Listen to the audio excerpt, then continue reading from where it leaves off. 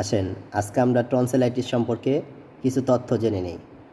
Tonsillitis কি? Tonsillitis হলো গলার দুই পাশে যে গ্রন্থি আছে সেটা সংক্রমণ হওয়াকে টনসিলাইটিস বলে। এখন টনসিলাইটিস হয়েছে সেটা কিভাবে বুঝবেন?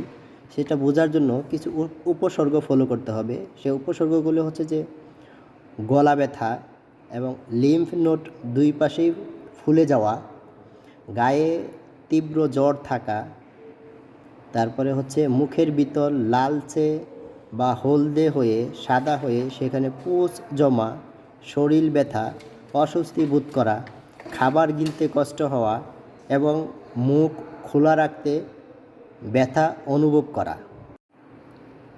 টনসিলাইটিস হলে করণীয় কী? করণীয় হচ্ছে ঠান্ডা থেকে দূরে থাকা, কুসুম গরম পানি এবং তরল খাবার গ্রহণ করা, কুসুম গরম পানিতে লবণ মিক্স করে গার্গিল করা বা কুলকুলি করা অথবা বায়োডিন মাউথওয়াশ দিয়ে গার্গিল করা,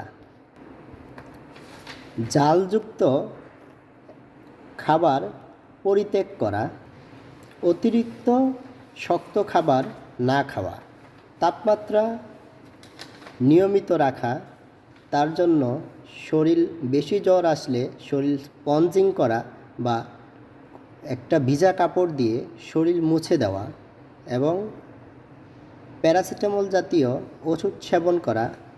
যদি অতিরিক্ত টনসিলাইটিসে আক্রান্ত হয়ে যায় তাহলে অবশ্যই একজন নাক কান গলা বিশেষজ্ঞ ডাক্তারের পরামর্শ নেওয়া।